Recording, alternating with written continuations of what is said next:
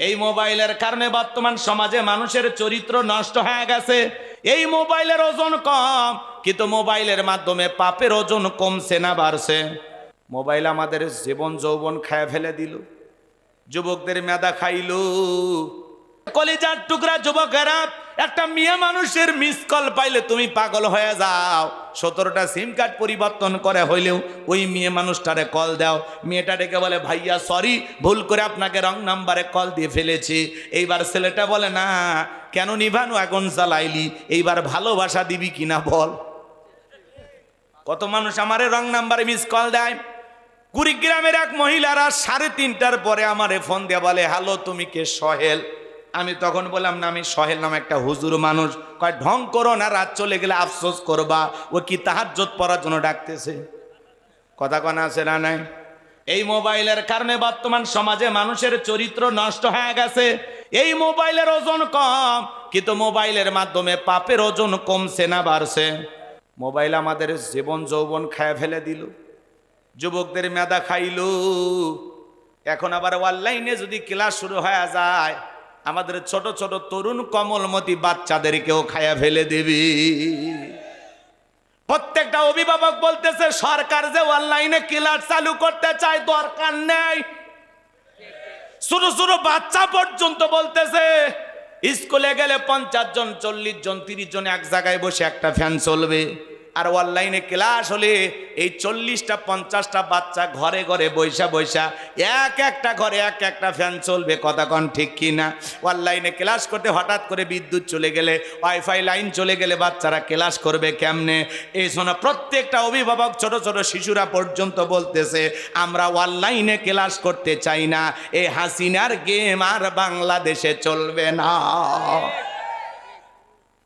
অনলাইনে ক্লাস না কইরা বাচ্চাদের পড়াই বন্ধ থাক, তাও ভালো। কথা কর। ছোট ছোট বাচ্চারা বলতেছে, এই সরকার কেন এইগুলো বলতেছে আমরা জানি না। ছোট্ট বাচ্চার ইন্টারভিউ শুনছে, এই যে মোবাইলটা ওই জায়গায় আছে, এই জায়গায় চালু করে দিলে আপনার টের পাইতে। ছোট্ট একটা বাচ্চা যে সুন্দর কথা বলছে সাংবাদিকদের সামনে, আমি হতভম্ব হয়ে গেলাম যে এই ছোট্ট বাচ্চার মাথায় এই বুদ্ধি আসলো, আর শিক্ষামন্ত্রী এটা বুঝলো না। কথা কন। প্রত্যেকটা বাচ্চা যদি বাড়িতে থেকে অনলাইনে ক্লাস করে, বলতেছে একটা পরিবারে 4 জন 5 জন বাচ্চা, একটা পরিবারের অভিভাবকের পক্ষে তো 4-5টা ফোন কেনা সম্ভব না। তাহলে কি সরকার কিনে দিবি ফোন? কথা কন না কে আপনারা? ওয়াইফাই লাইনের আলাদা একটা বিল দিতে হবে, সরকার দেবে? সবার ঘরে ওয়াইফাই আছে? কি তামাশা শুরু করছেন।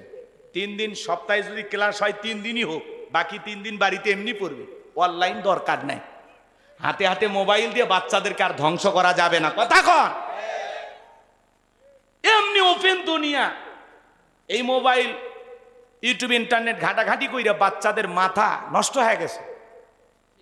বাচ্চার হাতে মোবাইল না দিলে ভাত পর্যন্ত খায় না। 1.5 বছরের বাচ্চা পেটে ভাতই দেয় না, মা যতক্ষণে কার্টুন না দিছে। কথা কন না খেয়ে। আগেকার মায়ের মতো তো মার ঘরে নাই। আগেকার মা সন্তানকে বাঘ ভাল্লুকের গল্প শোনাইয়া, চাঁদের বুড়ির গল্প শোনাইয়া ভাত খাওয়াইতো। কথা কয় না কে? আর এখনকার মহিলারা জানে যে আমি পারবো না, তখন বাচ্চার হাতে ফোন দিয়ে বলে, এই যে আব্বু দেখো কি সুন্দর মোটু, এই যে সিঙ্গারা খায়, তুমি একটু খেয়ে নাও, একটু হা করো। আছে না? না, বাচ্চারে কার্টুন দেখাইয়া, সাপ দেখাইয়া, ঘোড়া ব্যাঙ্গু দেখাইয়া বাচ্চারে ভাত খাওয়াইতেছে। কথা কন ঠিক কিনা? তাহলে মোবাইলের কারণে আমাদের সমাজে গুনাহ কমছে না বাড়ছে? আমি কি এক লাইন বলবো? রাগ করবেন না। ও দেশে মোবাইল আইছে, চিঠি বন্ধ হইয়াছে, দিওয়ানা বানাইছে, পোলা মাইয়ার মনের কথা ভাসে বাতাসে। ও দেখো পোলা পানের মন বাদা ফেসবুকে এখন, মোবাইলে চ্যাটিং কইরা কাটায় সারাক্ষণ। এই মোবাইল পাইয়া দেখো মদনের মাইয়া, এই মোবাইল পাইয়া দেখো রমজানের মাইয়া কি কাণ্ড ঘটাইছে, স্বামী সংসার রাইখা নাকি পালায়া গেছে। 2 বাচ্চার মা 4 বাচ্চার মা পরকীয়া প্রেম করে আর একটা ছেলের হাত ধরে পালিয়ে যায়। যে নারী স্বামী রেখে সন্তান রেখে আর একটা পর পুরুষের হাত ধরে পালিয়ে যায়, ওটা নারী জাতির কলঙ্ক, পাষাণী, ডাইনি, কালনাগিনী, রাক্ষসী মহিলা, ওটা চরিত্রহীন নারী। কেমনে পারলি মা, ও বোন, কেমনে পারলি বাচ্চা রাইখা স্বামী রাইখা আর একটা পর পুরুষের হাত ধরতে কেমনে পারলি? তোর কি লজ্জা নাই? কথা কন না খা, এরকম ঘটনা ঘটতেছে না? এই জন্য নারীদেরকে বলতেছি, স্বামী যদি পাল্টান লাগে বাচ্চা হওয়ার আগে। কথা কয় না কে? কারণ মা, তুমি বিয়ে কইরে আর একটা স্বামী পাইবা, তোমার স্বামী আর একটা বউ পাবে, কিন্তু 2-3টা বাচ্চা রাইখা গেলা। এরা না পাবে মায়ের আদর, না পাবে বাবার আদর, এদের ভবিষ্যৎ জীবন অন্ধকার, এদের জীবন নষ্ট করার অধিকার তোমাকে দিয়েছে কে? কে দিয়েছে এই অধিকার? নিজের যৌবনের সুখ বোঝো আর বাচ্চাদের ভবিষ্যৎ বোঝো না। তুমি তো নারী জাতির কলঙ্ক। কথা কন ঠিক কিনা? এ একটা কুকুরও তার বাচ্চাদেরকে আগলায় রাখে, আর তুমি আশরাফুল মাখলুকাত হইয়া সন্তান ফেলাইয়া নিজের যৌবনের সুখটা দেখো। তুমি তো মানুষই না, মানুষই না।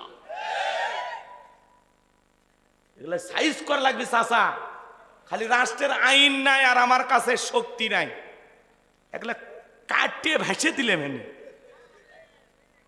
হ্যাঁ, এত রাগ হয় মনে হয় কাটিয়ে কাটে ভাগা দেই, ভাগা দেই।